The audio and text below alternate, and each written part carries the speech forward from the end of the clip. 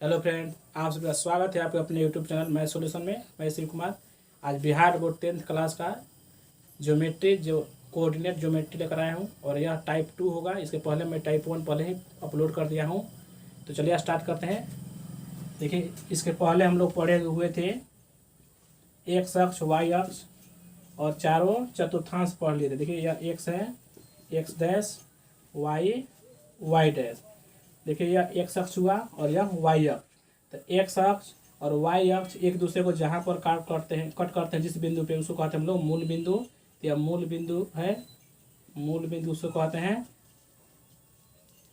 अब हम लोग इसके बाद पढ़े हुए थे, देखिए ये पूरे जो क्षेत्र इसको हम लोग क्वाड्रेंट कहते हैं। फर्स्ट क्वाड्रेंट प्रथम चतुर्थांश, इसको कहते हैं सेकेंड क्वाड्रेंट द्वितीय चतुर्थांश, इसको कहते हैं थर्ड क्वाड्रेंट तृतीय चतुर्थांश, और इसको कहते हैं फोर्थ क्वाड्रेंट यानी कि चतुर्थ चतुर्थांश। इसका हम लोग साइन भी पढ़ लिए थे, इसमें प्लस प्लस होता है।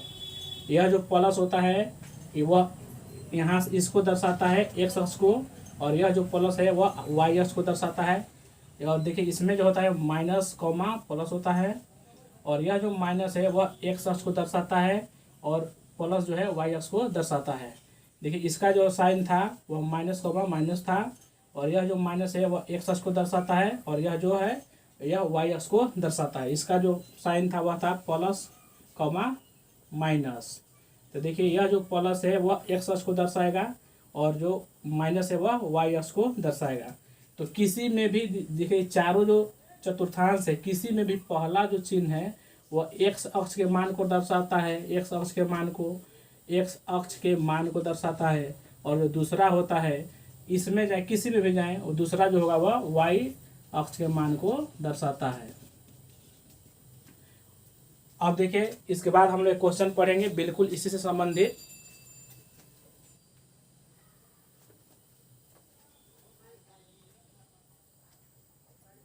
चलिए हम लोग पहला क्वेश्चन देखते हैं। ये पहला क्वेश्चन है कि 4,3 -4 -3 4,0 5,0 और यहाँ पर है -2,5 और 0,0। यहाँ पर इसको 0 कर देते हैं, इसको 5 कर देते हैं। देखिए उसके बाद है 5, -6 किस चतुर्थांश एवं किस अक्ष पर, यहाँ पर किस अक्ष पर स्थित है। तो देखिए अभी हम आपको बताए थे कि इसमें जो है प्लस प्लस होता है, इसमें माइनस प्लस होता है, इसमें माइनस माइनस होगा, और इसमें प्लस माइनस होता है। अब देखिए हम लोग इसको हल कर रहे हैं। तो यह जो पॉइंट देखिए 4 और 3, देखिए इसके पहले प्लस चिन्ह है, ये 4 के पहले कुछ नहीं है तो प्लस है, इसके पहले कुछ नहीं है तो प्लस है, यानी कि दोनों में प्लस प्लस है, कॉमा है। देखिए तो प्लस प्लस किसमें है, प्रथम चतुर्थांश में है, इसलिए 4,3 है यह आपका प्रथम चतुर्थांश में है, प्रथम चतुर्थांश में पड़ेगा, प्रथम चतुर्थांश में स्थित है। देखिए अगला देखते हैं -4, -3। तो देखिए इसके पहले भी माइनस है, इसके पहले भी माइनस, यानी कि माइनस माइनस है। तो देखिए माइनस माइनस किस में रहता है, यहाँ पर रहता है, यानी कि तृतीय चतुर्थांश में। तो यह जो होगा तृतीय चतुर्थांश में स्थित है। अगला देखते हैं, देखिए 4,0 है, 4,0। तो हम बताए हैं एक्स अक्ष का निर्देशांक, इसके पहले वीडियो में बताए थे एक्स अक्ष का निर्देशांक जो होता है x,0 होता है, यानी कि पहले एक्स का कुछ वैल्यू रहेगा लेकिन वाई का जो मान रहेगा 0 रहेगा। तो देखिए यहाँ पर दूसरा जो वाई का जो मान है वह 0 है और एक्स का मान जो है 4 है। तो इसलिए एक्स अक्ष पर स्थित है। तो यहाँ पर लिखेंगे एक्स अक्ष पर स्थित है। अगला देखते हैं, देखिए अगला क्वेश्चन है 0,5 है। तो इसके पहले वीडियो में हम बताए हैं कि वाई अक्ष का जो निर्देशांक होता है वह 0,y होता है, यानी कि वाई अक्ष में पहला जो बिंदु होगा वह 0 होगा, और जो दूसरा बिंदु होगा उसका कुछ न कुछ मान रहेगा y के रूप में। तो देखिए यहाँ पर y के रूप में 5 दिया है और x के रूप में 0 है। तो यह जो है y अक्ष का बिंदु है। तो यहाँ पर लिखेंगे y अक्ष पर स्थित है। अगला देखते हैं, देखिए -2,5। तो -2,5 में देखिए पहला जो निशान है माइनस है, बाद में प्लस में दिए, पहला निशान जो है माइनस में है और दूसरा जो है प्लस में, तो माइनस प्लस। तो माइनस कॉमा प्लस खोजिए कहाँ पर, देखिए माइनस कॉमा प्लस यानी कि द्वितीय चतुर्थांश में है, तो यह जो होगा द्वितीय चतुर्थांश में स्थित है। यहाँ पर लिखेंगे द्वितीय चतुर्थांश में स्थित है, लिख देना है। अगला देखते हैं 0,0। देखिए 0,0, तो देखिए ना इसमें x का भी मान 0 है और y का भी मान 0 है, क्योंकि पहला जो पॉइंट होता है वह x अक्ष को दर्शाता है, दूसरा जो है y अक्ष को दर्शाता है। तो x और y दोनों के दोनों 0 है। तो यह स्थिति केवल यहाँ पर आती है मूल बिंदु के पास, यहाँ पर आती है 0, 0। तो इसीलिए यह जो है मूल बिंदु है। तो यह किसी भी अक्ष में नहीं होगा और ना ही किसी चतुर्थांश में होगा। तो यह मूल बिंदु के निर्देशांक है, यहाँ पर लिख देना है। यह मूल बिंदु पर स्थित है, या लिख देंगे मूल बिंदु पर स्थित है, मूल बिंदु पर स्थित है। क्यों मूल बिंदु पर स्थित है? क्योंकि 0, 0 इनका मान है। आगे देखते हैं, देखिए 5,-6, 5,-6। तो इसमें देखिए पहला जो निशान है प्लस है, दूसरा जो है माइनस में। पहला निशान प्लस में, दूसरा माइनस में। तो प्लस कॉमा माइनस खोजिए कहाँ पर है, देखिए यहाँ पर है प्लस कॉमा माइनस, चतुर्थ चतुर्थांश में है। तो इसलिए यह जो बिंदु है वह चतुर्थ चतुर्थांश में होगा। यहाँ पर लिख देंगे फोर्थ क्वाड्रेंट, चतुर्थ चतुर्थांश में स्थित है। तो इस तरह का ऑब्जेक्टिव क्वेश्चन जो है बोर्ड के एग्जाम में 1 नंबर पे आता है। केवल ऑप्शन चुनना रहता है कि किस चतुर्थांश में है या किस अक्ष पे है, तो इससे क्वेश्चन बनता है। इसीलिए हम पहला क्वेश्चन बता दिए इसी तरह का।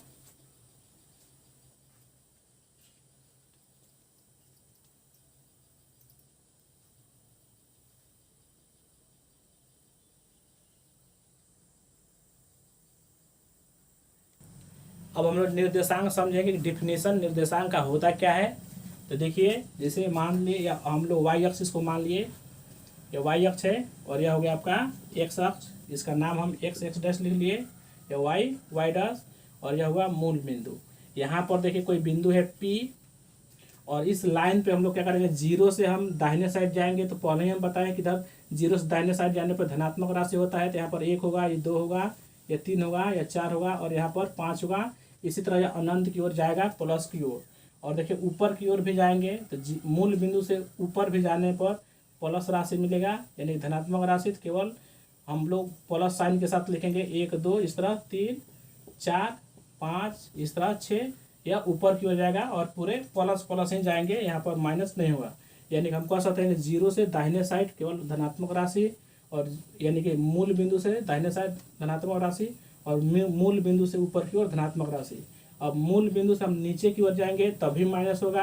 देखिए -1, -2, -3, इस तरह -4, -5। और मूल बिंदु से हम बाएं पक्ष में जाएंगे, यानी कि बाएं हाथ की ओर, तो इधर भी आपका माइनस केवल मिलेगा इस तरह।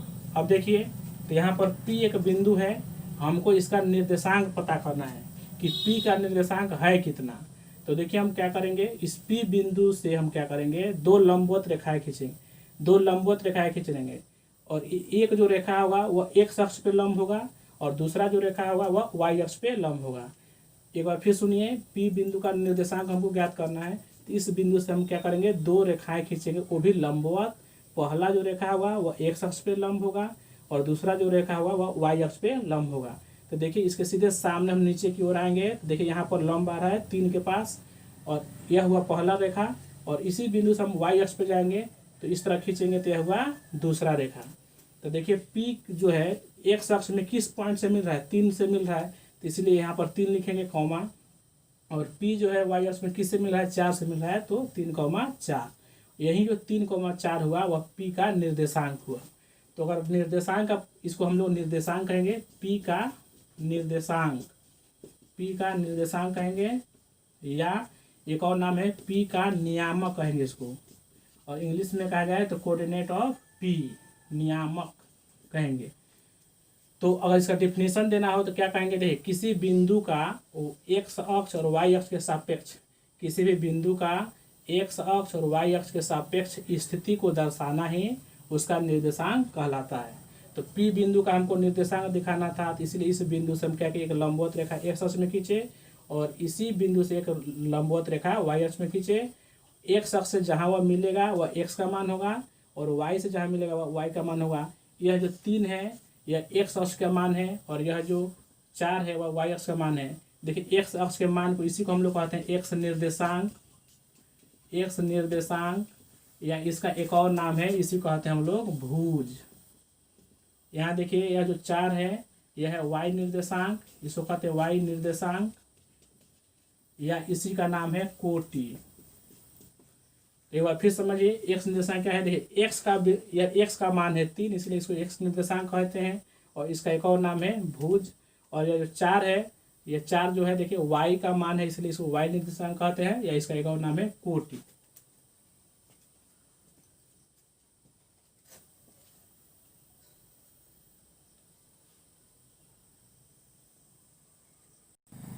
देखिए अगला जो पॉइंट है भुज और कोटि से बहुत ऑब्जेक्टिव क्वेश्चन पूछा जाता है 10th क्लास एग्जाम में। तो देखिए किस तरह पूछा जाता है। देखिए भुज या एक्स निर्देशांक का परिभाषा होता है किसी बिंदु की वाई अक्ष से लंबवत दूरी को उस बिंदु का भुज कहते हैं। अब इसको हम ग्राफ से समझा रहे हैं।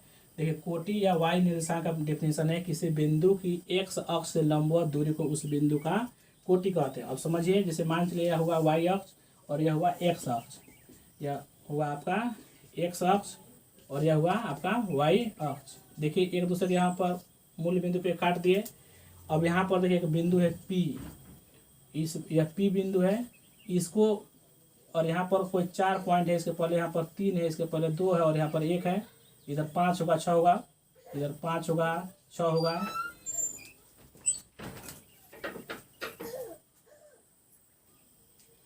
देखिए 4 के बाद 5 होगा 6 होगा, इस तरह बहुत होगा। और ऊपर की ओर जाएंगे तो 1 होगा 2 होगा 3 4 5 6 इस तरह। अब देखिए जो P बिंदु है, तो इस P बिंदु का देखिए किसी बिंदु की बोल रहा है, तो किसी बिंदु यहाँ पर P बिंदु है। अब इस बिंदु की लंबवत दूरी निकालना है, लंबवत दूरी, लेकिन किस अक्ष से? देखिए वाई अक्ष से, वाई अक्ष से। तो वाई अक्ष आपका यह हुआ, वाई अक्ष यह हुआ। तो वाई अक्ष अगर इसका दूरी हम निकालें तो देखिए, अगर इसको थोड़ा और नीचे लिखें और तो देखिए वाई अक्ष अगर दूरी निकालेंगे लंबवत दूरी, तो यही आपका हो गया। अब लंबवत क्यों कहते हैं? क्योंकि यहाँ पर 90 डिग्री कोण के साथ ही आता है, एकदम सीधे जाता है, इसलिए लंबवत कहते हैं। तो इसका जो देखिए वाई अक्ष से लंबवत दूरी किसी बिंदु की, तो किसी बिंदु का मतलब यहाँ पर P बिंदु है, इसका दूरी वाई अक्ष से हम निकाल रहे हैं, तो यही लंबवत दूरी हो रहा है। और इसी लंबवत दूरी को इस बिंदु का हम क्या कहते हैं? देखिए भुज कहते हैं, यहाँ पर भुज कहते हैं। यहाँ से यहाँ तक जो डिस्टेंस है, इसी डिस्टेंस को हम लोग भुज कहते हैं। अब देखिए जितना डिस्टेंस यहाँ पर है उतना ही डिस्टेंस अगर यहाँ से हम लेकर चले तो देखिए यहाँ 1 2 3 4 बिल्कुल यहाँ पर आएगा, या लगभग इसके पास जा रहा है, देखिए यहाँ पर आएगा। तो यह जो 5 जो होगा, देखिए यहाँ से हम लोग डिफिनीशन तो यहाँ से लेंगे, लेकिन इसकी तुलना करना यहाँ से 0 से, देखिए कहाँ पर जा रहा है, 5 के पास जा रहा है लगभग। तो यही जो 5 जो पॉइंट होगा वाई अक्ष से, यही कहलाएगा इसका भुज। जैसे इसका अगर हम निर्देशांक लिखें नीचे अगर मिलाएं इस तरह, देखिए कहाँ पर मिल रहा है, 5 के पास, तो 5 लिख देंगे पहले, और यह यहाँ जा रहा है 4 से मिल रहा है तो कॉमा 4 लिख देंगे। तो वाई अक्ष से जो लंबवत दूरी हुआ यहाँ से यहाँ तक जो 5 को दर्शा रहा है, तो यही 5 जो होगा इसका भुज होगा। लेकिन अगर कोटि की बात कहा जाए तो देखिए P बिंदु से हम क्या करें, P बिंदु की जो स्थिति है वह x अक्ष से लेंगे, इस अक्ष से। तो जब इस अक्ष से लेंगे x अक्ष से, तो यहाँ से यहाँ तक की दूरी लेंगे, देखिए यह दूरी, और यह जो दूरी होगा कितने के बराबर होगा? तो देखिए यहाँ से गिने 1 2 3 4 के इक्वल होगा, यानी कि 4 को दर्शा रहा है। तो यही जो 4 है वह यह कोटि कहलाएगा, और यह जो 5 होगा वह भुज कहलाएगा। यानी कि भुज का जब डिफिनीशन लेंगे तो हम लोग वाई अक्ष से चलेंगे, वाई अक्ष से लंबवत दूरी यहाँ से यहाँ कहने के लिए तो यहाँ से कहेंगे, लेकिन उसको मापेंगे यहाँ से, तो यानी 5 को दर्शा रहा है भुज। और जब कोटि का डिफिनीशन करेंगे तो हम क्या करेंगे, एक अक्ष से जाएंगे, एक अक्ष से देखिए 5 यहाँ पर हम जा रहे हैं, लेकिन कहने के लिए तो यह है, लेकिन हम लोग डिस्टेंस मापेंगे यहाँ से, देखिए 4 को दर्शा रहा है, तो यही जो 4 होगा वह कोटि हो गया। तो यह जो है डिफिनीशन बहुत बार परीक्षा में पूछा गया है, इसको आप बढ़िया से नोट कर लें।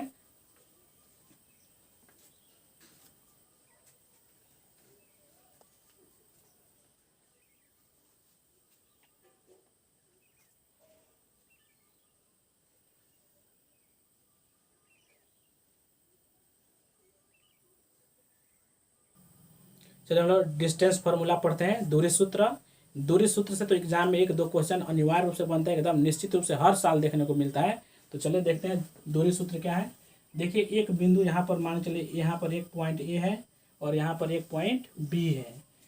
इस दोनों को मिलाया गया है, तो देखिए एक रेखाखंड बनेगा ए बी। फिर समझिए यहाँ पर एक पॉइंट ए है और यहाँ पर एक पॉइंट बी है। तो इसका अगर हम निर्देशांक लिखें, निर्देशांक का मतलब एक्स और वाई का मान, तो इसका मान चलिए इसका निर्देशांक है एक्स कॉमा वाई। चूँकि अब मालूम नहीं है कितना है तो इसको x1 y1 कर देते हैं, और इसका निर्देशांक अगर मानते हैं तो इसका भी निर्देशांक हुआ एक्स और वाई के रूप में। लेकिन चूंकि दोनों एक ही जैसे हो जा रहा है तो इसलिए यहाँ पर 2 कर देंगे और यहाँ पर भी 2 कर देंगे। एक बार फिर समझते हैं, एक बिंदु है ए और एक बिंदु है बी। ए बिंदु का जो निर्देशांक है वो x1 y1 है, और बी बिंदु का जो निर्देशांक है वो x2 y2 है।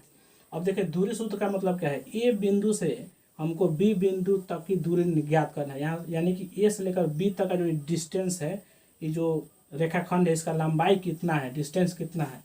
तो देखिए हम इसके लिए क्या करेंगे, हम लिखेंगे इस तरह ए बी। चूँकि ए से हमको बी तक जाना है इसलिए हम ए बी लिखेंगे।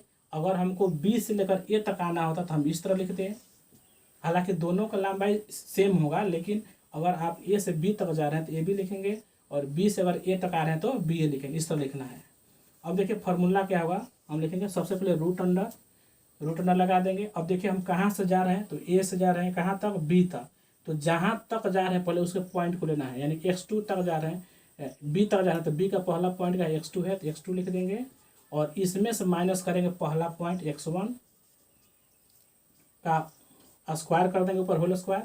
अब देखिए दूसरा पॉइंट जो है y2 लिखेंगे, y2 और माइनस इसका पहला पॉइंट y1 और इसका होल स्क्वायर। तो यही जो फार्मूला इसी को हम लोग कहते हैं डिस्टेंस फार्मूला। इसको थोड़ा और आगे बढ़ाएं तो हम इस तरह कह सकते हैं, देखिए यह x और यह जो x है दोनों x निर्देशांक है, तो हम यहाँ पर कह सकते हैं x निर्देशांक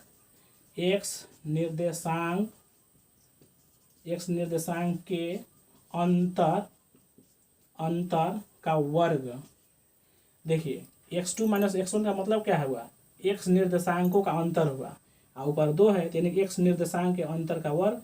और दूसरा देखिए y2 माइनस y1 है तो इसको क्या कहेंगे, y निर्देशांकों का अंतर है, तो यहाँ पर लिखेंगे y निर्देशांकों या निर्देशांक के अंतर लिखकर और उसका होल स्क्वायर कर देना है। तो इतना करने की जरूरत नहीं है, बस आपको इतना ही याद रखना है, ए बी बराबर root under x2 minus x1 का whole square plus y2 minus y1 का होल स्क्वायर। लेकिन याद रखना है अगर हम ए से बी तक जा रहे हैं तो ए बी लिखेंगे, अगर बी से यहाँ तक आ रहे हैं तो बी ए इस तरह लिखेंगे, और जब बी ए लिखेंगे तब यह फार्मूला बदल जाएगा। देखिए क्या हो जाएगा, तो यह शुरुआती हो जाएगा और ये अंतिम पॉइंट हो जाएगा। तो इसको हम इस तरह लिखेंगे x1 माइनस x2 का होल स्क्वायर लिखेंगे, और यहाँ पर लिख देंगे x1 माइनस x2 का होल स्क्वायर, और इसको रूट में हम रख देंगे रूट अंडर। तो यही ध्यान देना है कि ए से बी तक जाएंगे तो इसमें से घटाना है इसको, और यहाँ से यहाँ तक आएंगे तो इसमें से घटाना है इसको, और दोनों स्थितियों में इसका दोनों का मान जो होगा इक्वल होगा। यही है डिस्टेंस फार्मूला। इसी से हम लोग क्वेश्चन देखेंगे। पहला क्वेश्चन अभी,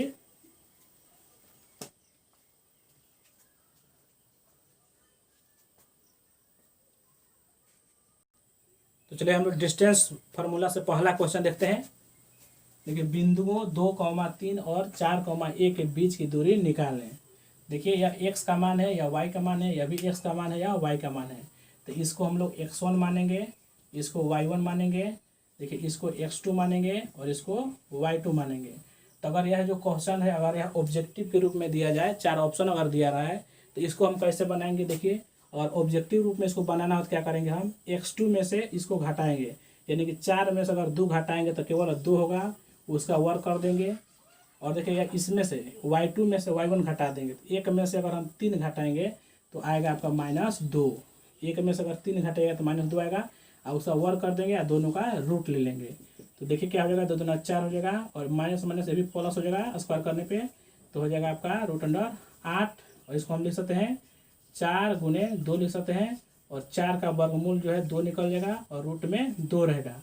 और एक चीज़ ध्यान रखना है, यहाँ पर हमेशा इसका यहाँ पर मात्रक लिखना है या इकाई लिखना है, इसको छोड़ना नहीं, या तो इकाई लिखिए या मात्रक लिखिए, इसका यूनिट।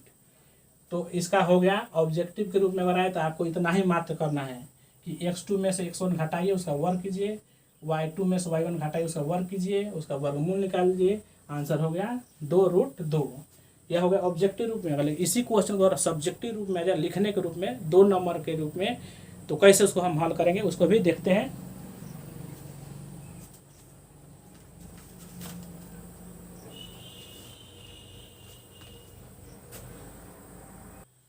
इसी को अगर सब्जेक्टिव रूप में लिखना हो तो हम किस तरह हल करेंगे। तो सबसे पहले हम लोग लिखेंगे सॉल्यूशन और यहाँ पर मानेंगे, माना कि देखिए माना कि इसको हम लोग ए पॉइंट मान लेते हैं तो हो जाएगा 2,3 और इसको हम लोग बी मान लेते हैं, बी 4,1 है, यानी कि ए का निर्देशांक 2,3 और बी का निर्देशांक 4,1 है। इसके पहले केवल बी लिख देना है, इसके पहले ए लिख देना है। अब क्या करना है, इसके बाद हमको अगर आप थोड़ा ज़्यादा बढ़िया बनाना चाहते हैं तो इसको फिगर बना दीजिए। इस तरह फिगर भी दर्शा दीजिए। यहाँ पर ए है, इसका कोऑर्डिनेट आप दर्शा दीजिए 2,3 और यहाँ पर बी लिख दीजिए और इसका कोऑर्डिनेट आप लिख दीजिए 4,1। अब देखिए हमको निकालना है दोनों के बीच की दूरी, यानी कि ए बी के बीच का जो डिस्टेंस है उसको निकालना है। तो हम क्या करेंगे, ए बी लिखेंगे क्योंकि हम ए से बी की तरफ जा रहे हैं और रूट का निशान लगाएंगे और फिर वही काम करेंगे। देखिए x2 है, इसमें से हम इसको घटाएंगे, ये 4 में से 2 घटाएंगे तो यहाँ पर दिखाना होगा।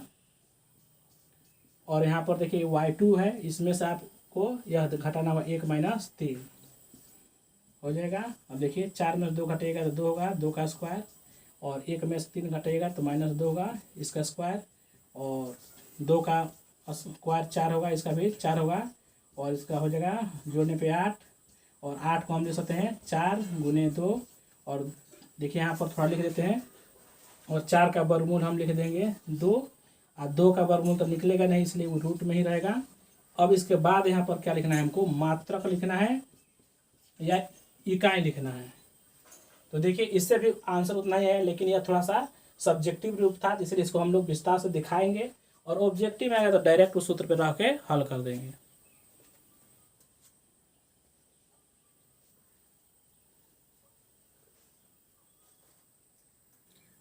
चलिए हम डिस्टेंस फार्मूला पे दूसरा क्वेश्चन देखते हैं। देखिए मूल बिंदु से 4,-3 की दूरी निकालें, यानी कि मूल बिंदु से 4,-3 तक की जो दूरी है उसी को निकालना है। तो इस क्वेश्चन को भी अगर ऑब्जेक्टिव रूप में दिखाना हो तो हम क्या करेंगे, देखिए मूल बिंदु कह रहे हैं, मूल बिंदु तो मूल बिंदु का निर्देशांक हम लोग जानते हैं 0,0, यह यानी पहला बिंदु यह हो गया और दूसरा बिंदु 4,-3 दे दिया है। यह सोचेंगे ऑब्जेक्टिव में तो लिखने की जरूरत ही नहीं है, लेकिन समझाने के टाइम लिख दिए। अब देखिए क्या करेंगे, 4 में से हम 0 घटाएंगे तो 4 ही होगा, इसका स्क्वायर कर देंगे और -3 में से भी 0 घटाएगा तो -3 ही होगा, इसका स्क्वायर कर देंगे और इसका वर्गमूल निकाल देंगे। तो 4 × 16 हो जाएगा और 3 × 9 हो जाएगा, जोड़ने पर हो जाएगा 25 और इसका वर्गमूल हो जाएगा 5 और यहाँ पर लिख देंगे मात्रक। हो गया। ऑब्जेक्टिव में आए तो इस तरह लिखना है और यही क्वेश्चन सब्जेक्टिव के रूप में आ जाए तो क्या लिखेंगे, हम सबसे पहले लिखेंगे हल और यहाँ पर मानेंगे, माना कि ओ, देखिए ओ जो है वह मूल बिंदु को 0,0 मूल बिंदु है, मूल बिंदु तथा इसको ए मान लीजिए, ए 4,-3 है, बस हो गया। अब इसको थोड़ा अच्छा से बनाने के लिए थोड़ा फिगर भी दर्शा दीजिए और अच्छा रहेगा। तो मूल बिंदु यहाँ है, इसका पॉइंट 0,0 और इसको आप ए मान लिए तो यहाँ ए लिखिए 4,-3। अब हम क्या करेंगे, यहाँ से यहाँ तक की दूरी हमको निकालना है तो चूंकि ओ से हम ए तक जा रहे हैं तो इसलिए लिखेंगे ओ ए, इस तरह लिखेंगे और रूट अंडर बनाएंगे और देखिए x2 है, इस 4 x2 है, इसमें से हम माइनस करेंगे इसको तो 4 - 0 घटाकर दिखाना होगा यहाँ पर और -3 है, -3 में से हम 0 घटाएंगे इस तरह होगा। आगे बढ़ाते हैं, देखिए 4 में 0 घटाएंगे तो केवल 4 ही होगा और -3 में 0 घटाएंगे तो -3 होगा, इसका स्क्वायर तो 4 चौका हो जाएगा 16 और 3 × 9 हो जाएगा, जोड़ने पर 25 हो गया, इसका वर्गमूल 5 और यूनिट के रूप में मात्रक इकाई या जो है मात्रक या यूनिट लिखना है। तो देखिए इसमें भी वही आया, इसमें भी वही आया, फर्क यही है थोड़ा इसमें लिखना है। तो सब्जेक्टिव में आपको इसी तरह बनाना होगा तब जाकर आपका मार्क्स मिलेगा।